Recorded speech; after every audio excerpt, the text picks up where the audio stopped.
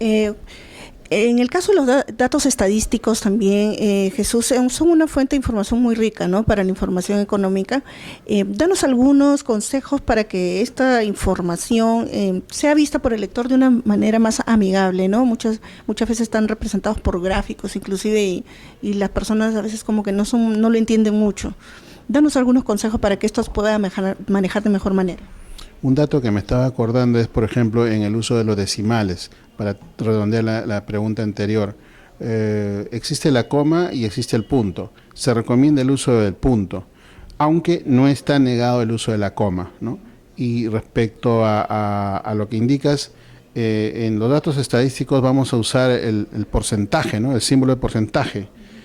Ahí también existe una confusión porque el símbolo solemos ponerlo junto a la cifra. En realidad debe ir la cifra, espacio y el símbolo. Es la forma como se debe escribir. Y aquí viene el gran tema, ¿no?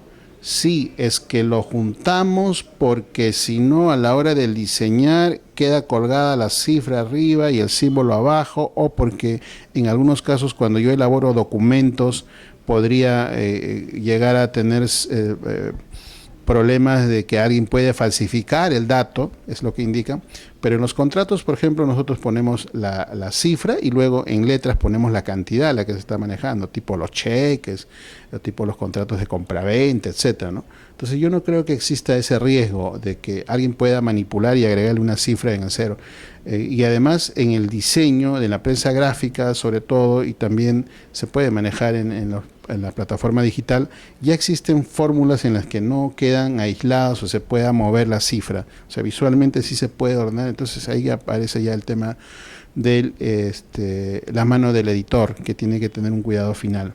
Ahora, sobre las recomendaciones en los datos estadísticos, cuando uno escribe para textos vinculados al periodismo económico, siempre piensa en número, ¿no? Y siempre piensa en cifras, y siempre piensa en porcentajes, siempre piensa en crecimiento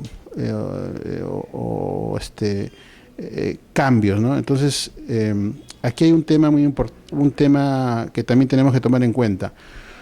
A veces redundamos, una recomendación, a veces redundamos. Por ejemplo, cuando hablamos de que cayó, no sé, las exportaciones y solemos poner en menos 28.5%, cuando el cayó ya está indicando que tu cifra que estás indicando es negativo, ¿no? O sea, el negativo se confunde y agregamos el menos, es innecesario.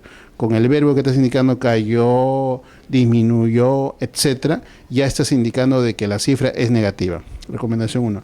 En la denunciación, si usamos tablas, si usamos gráficos, deben ser los más sencillos posibles, en el sentido en que visualmente los debo diferenciar.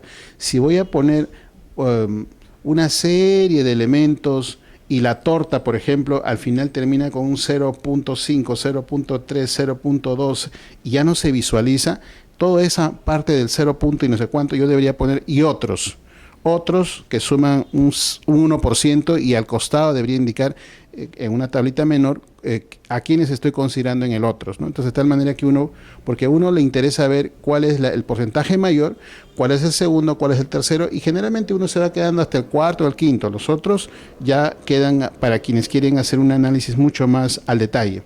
Esto en los cuadros. En los porcentajes ya indicamos, ¿no? El porcentaje siempre debe ir con un espacio después de la cifra y junto a la base que estamos indicando.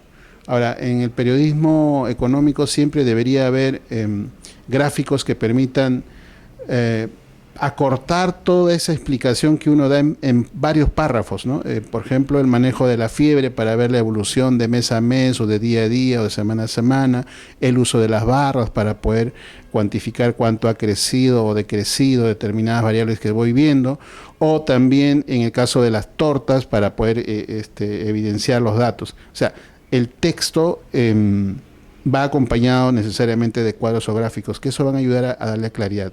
Esa combinación es la que tenemos que manejar. Claro, el periodista a veces en el tema económico está pensando mucho más en el texto, entonces se hacen unas grandes sábanas de textos cuando yo puedo usar los gráficos. Bien.